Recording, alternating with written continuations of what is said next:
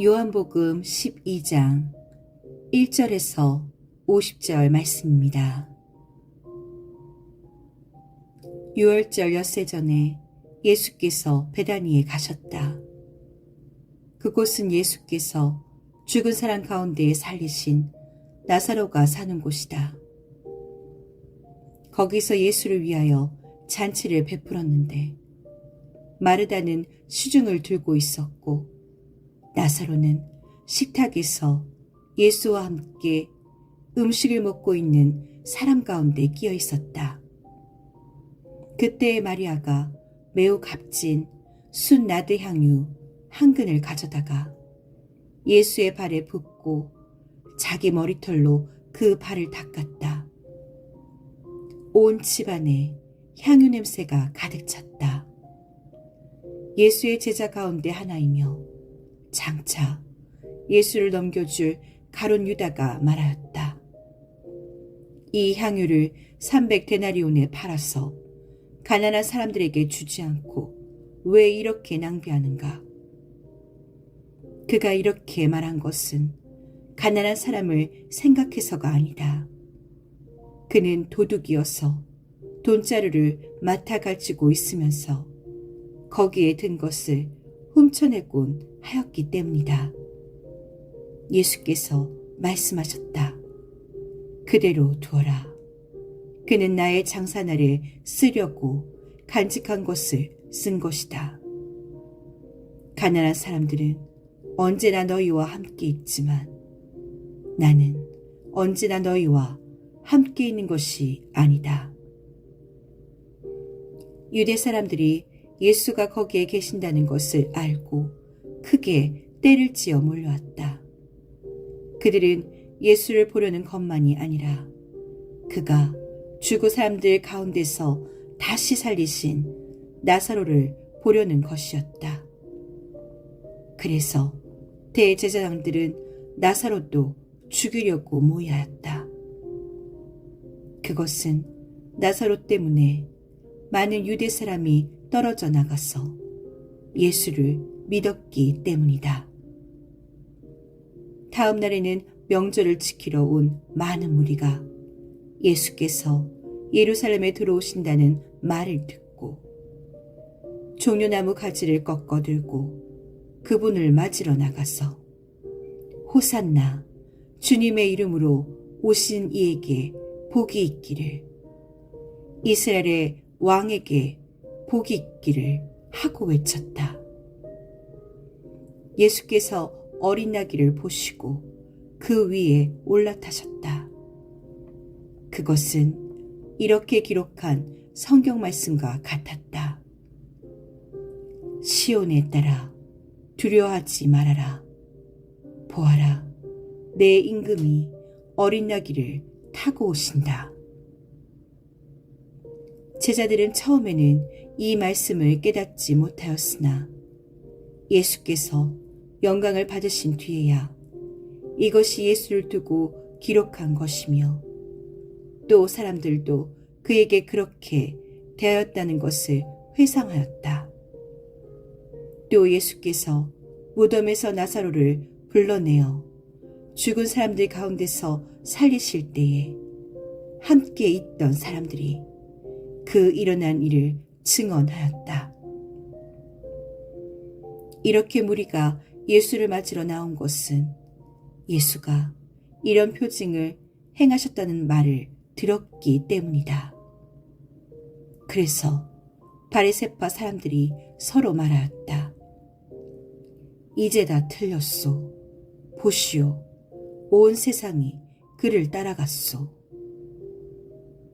명절에 예배하러 올라온 사람들 가운데 그리스 사람이 몇 있었는데 그들은 갈릴리 베세다 출신 빌립에게로 가서 청하였다. 선생님, 우리가 예수를 뵙고 싶습니다. 빌립은 안드레에게로 가서 말하고 안드레와 빌립은 예수께 그 말을 전하였다. 예수께서 그들에게 대답하셨다. 인자가 영광을 받을 때가 왔다. 내가 진정으로 너희에게 말한다. 밀알 하나가 땅에 떨어져서 죽지 않으면 한 알 그대로 있고 죽으면 열매를 많이 맺는다. 자기의 목숨을 사랑하는 사람은 잃을 것이요. 이 세상에서 자기의 목숨을 미워하는 사람은 영생에 이르도록 그 목숨을 보존할 것이다. 나를 섬기려고 하는 사람은 누구든지 나를 따라오너라. 내가 있는 곳에는 나를 섬기는 사람도 나와 함께 있을 것이다.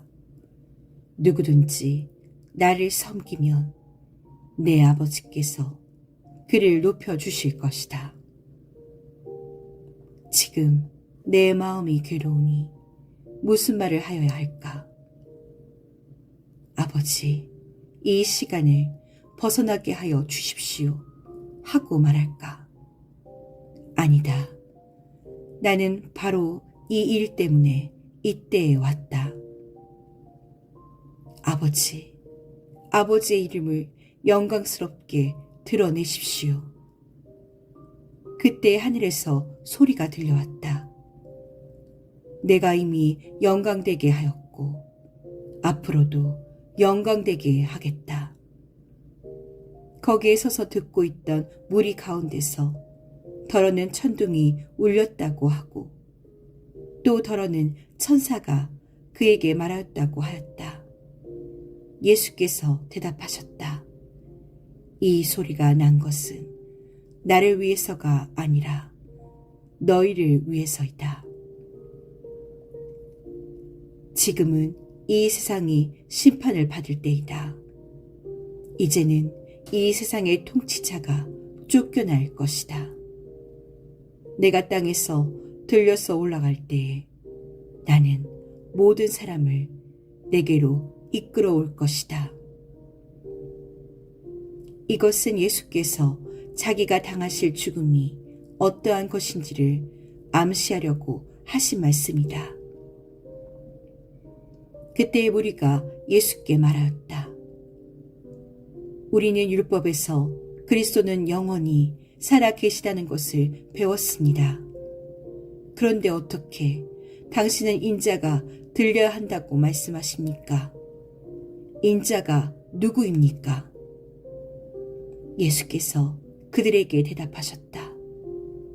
아직 얼마 동안은 빛이 너희 가운데 있을 것이다. 빛이 있는 동안에 걸어 다녀라. 어둠이 너희를 이기지 못하게 하여라. 어둠 속을 다니는 사람은 자기가 어디로 가는지를 모른다. 빛이 있는 동안에 너희는 그 빛을 믿어서 빛의 자녀가 되어라. 이 말씀을 하신 뒤에 예수께서는 그들을 떠나서 몸을 숨기셨다. 예수께서 그렇게 많은 표징을 그들 앞에 행하셨으나 그들은 예수를 믿지 아니하였다. 그리하여 예언자 이사야가 한 말이 이루어졌다. 주님, 우리가 전한 것을 누가 믿었으며 주님의 팔이 누구에게 나타났습니까? 그들이 믿을 수 없었던 까닭을 이사야가 또 이렇게 말하였다.